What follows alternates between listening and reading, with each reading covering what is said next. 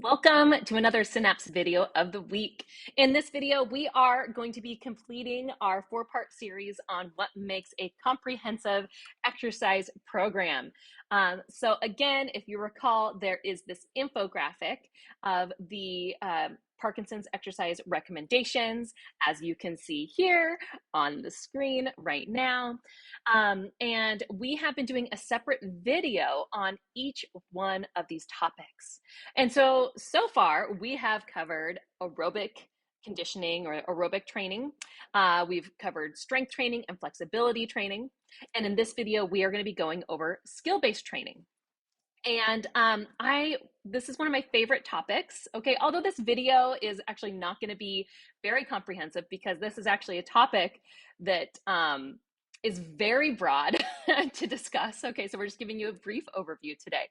But what I really like about this is that all the other three components, that aerobic, strength, and flexibility training, those are components of any exercise program for anybody that they should be doing, all right? Whether people have Parkinson's or not, you should be hitting those three different types of activity to have a nice, well-rounded exercise program.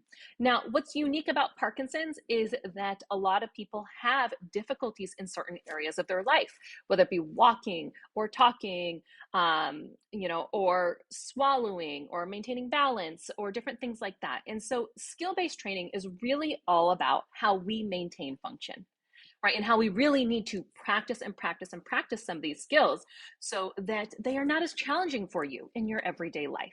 And so that's where I really like this component, because this is the part that is specific to Parkinson's and it's going to be really specific to you and what you need in order to live your best life, okay? The other three categories are pretty straightforward, that you should be doing that aerobic activity, whether it's on a bike or walking or in a class, right? Or strength training, working those muscles. But this is really like you can hone in on what matters to you when it comes to skill-based training. Anywho, so enjoy this video where we give you this brief overview of what this looks like. And we may have some more videos to come in the future that talk about some of these topics in more detail. All right, thank you. All right, welcome. Welcome to our presentation on skill training, where we will be reviewing why skill training is an important part of your comprehensive exercise program. And this is a fun one to present because it's a little different than the other three topics. That being said, though, skill training is also a very broad topic, a very broad category. And we are just going to be covering the basics of what skill training is and why it's important for you with Parkinson's. So what is skill training? Okay, so again, this is kind of a broad definition, but it's going to be any kind of designated practice to work on skills or movements that are often diminished due to Parkinson's symptoms. Okay, they don't have to be directly correlated to Parkinson's symptoms, but that's oftentimes what we're talking about, practicing skills or functions that are harder with Parkinson's so that you can get better at those things. And we use a goal to improve upon. So we want to be working on a skill so that we can improve on it, or at a minimum, maintain that skill or function so that it doesn't get worse over time. So what types of things could be considered skill practice? Well, there's a long list here, but at the top of the list is balance, okay? So balance is a big one we could be working on. Amplitude training, you might know of this as big movements, maybe the LSVT big training or power moves training, a very important component of an exercise program for PD. Maybe agility training, where you're working on picking up your feet so that you don't trip over things as much with quick and coordinated steps. We might want to work on rhythm and coordination, which often is impaired in Parkinson's. Cognitive training, working that brain so that it has an easier time processing information. Dual task training, which is a fancy term for performing two things at once, which we know becomes harder with PD. Speech exercises, because this is also an issue. Breath work, working on good breathing, and honestly, many more things out there. Really, essentially anything that you find you are challenged by as a skill or in your daily life can be thrown into skill training. So again, why would we want to do these things? Well, all those things we just mentioned, we kind of already briefly touched on this, but they all correlate to something that is a challenge when it comes to Parkinson's for many or most people. So again, unfortunately, with Parkinson's, people have diminished balance. So that's why we want to do the balance training. The movement size for a lot of people becomes smaller. That's that term bradykinesia that you may have heard, one of the hallmarks of Parkinson's. So that's why we want to do that big training, that amplitude training to counteract that.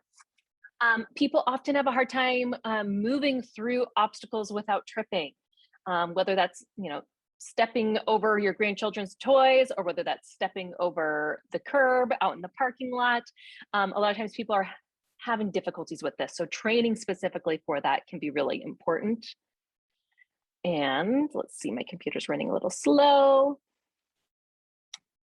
Okay, we got 3 at once here. So timing and the coordination of movement, that's where we'd want to do that rhythm and coordination training.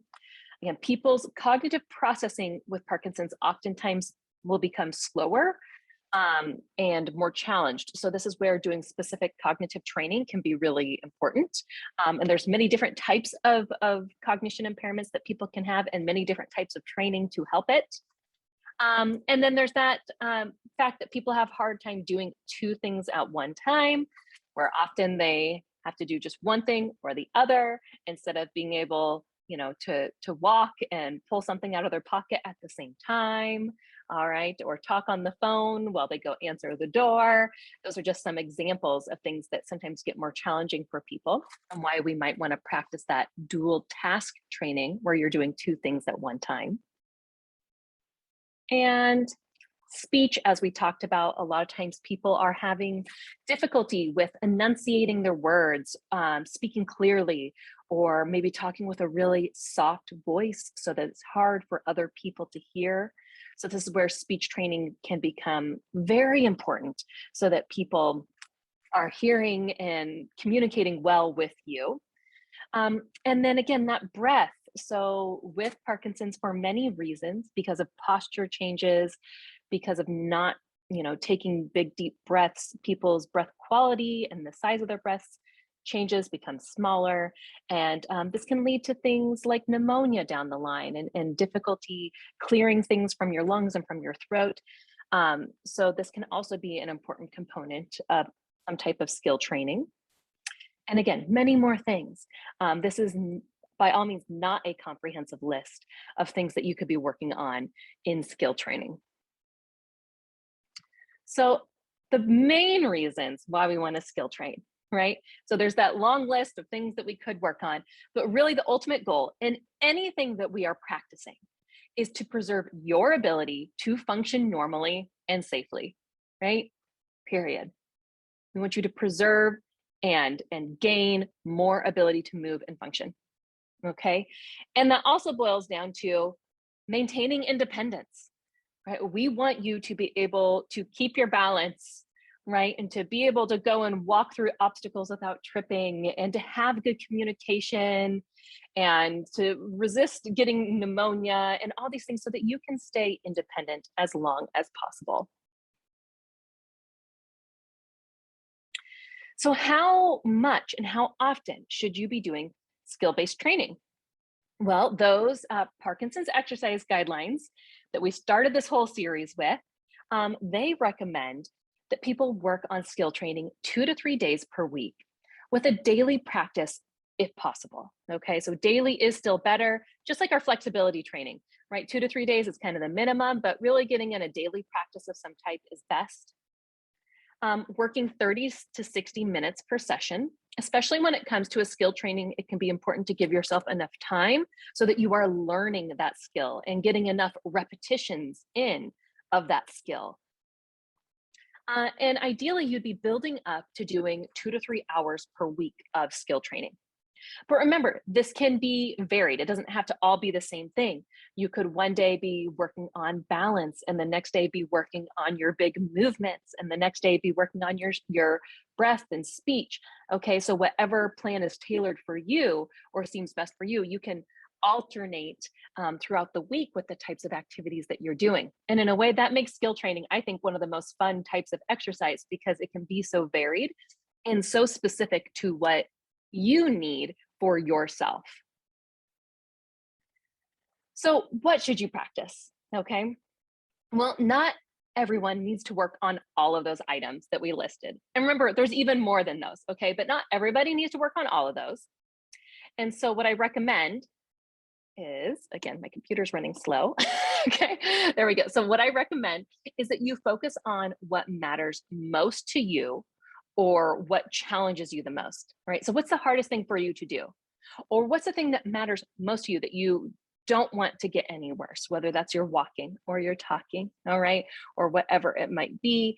What is that thing that you really, really want to maintain? That's what I would work on. Okay. And also work with a therapy team to create a plan that is right for you. If maybe you're not sure where to start, go in and have an assessment with a therapist so that they can run you through some different tests and see where you might be having difficulties that maybe you weren't aware of. And that would be a good place to start also working on those items.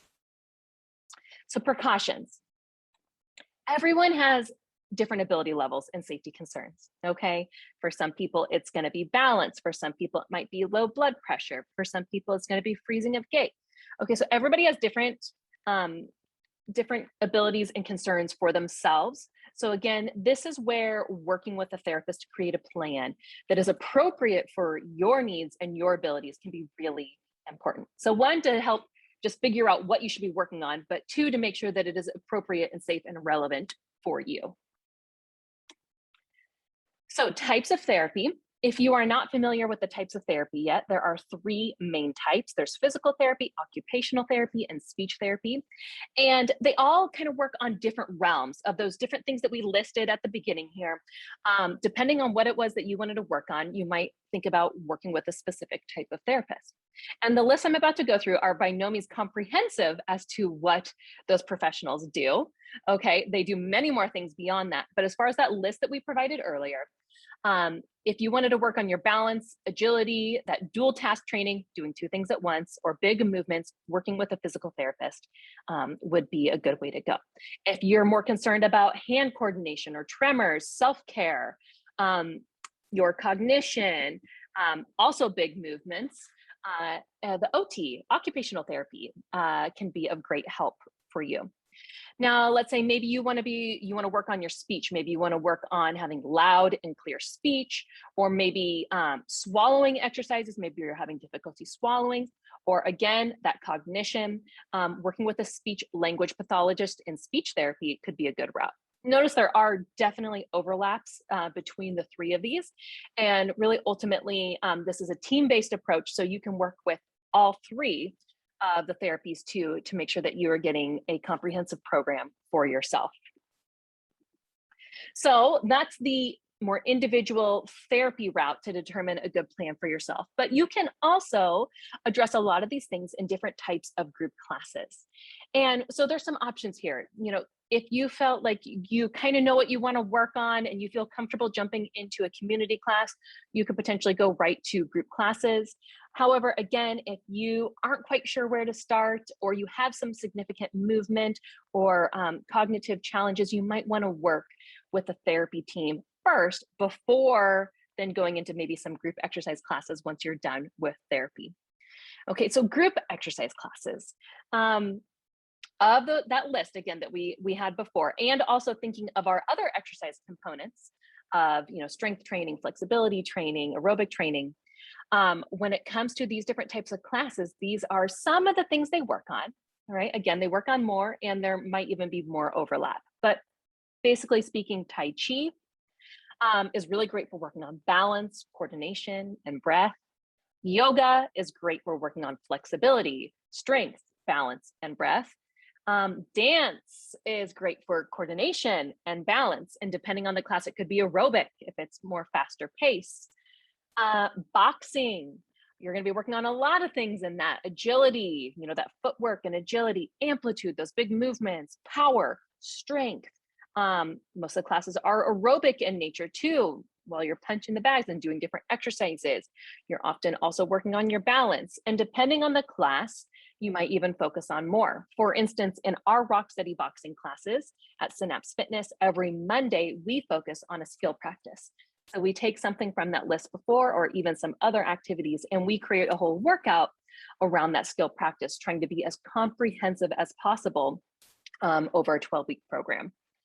So also there's those power moves or big for life classes. And these are classes, again, that are specific to Parkinson's. And they really focus on those big movements, that amplitude training, also power, functional movement, and coordination. They could also be aerobic, depending on the pace of the class as well. So that's just a little review to show you kind of where you could go between therapy and group classes to work on some of these various skill practices. And what I also recommend is changing it up. That's what I was saying earlier, that there's really a benefit here to skill practice training. Can be a lot of fun and it can be really varied, and you don't have to do the same thing all the time. So mix it up and practice different things over time to keep things fresh and exciting, and check in periodically with your therapy team, or check out a new group class to give yourself some new challenges. If you start feeling bored in a class or with a certain therapy program, then it's probably time to progress it. You should always be striving towards challenging yourself. So if a class, or again, that therapy program starts to get easy, it's time to reach out to find new ways to challenge. Okay, that's how we're going to get the most learning to take place. Okay, that is the end of this presentation, and there are the resources. Thank you again for watching another one of our educational videos. This video is brought to you by Synapse Fitness Foundation, a nonprofit empowering people with Parkinson's to live their best lives through exercise, education, and connection to others. The presenter of today's video is Dr. Kelly Becker, physical therapist and founder of Synapse Fitness Foundation. If you found today's video useful, please click the like button and forward this video onto somebody that you think would find this useful. Thank you.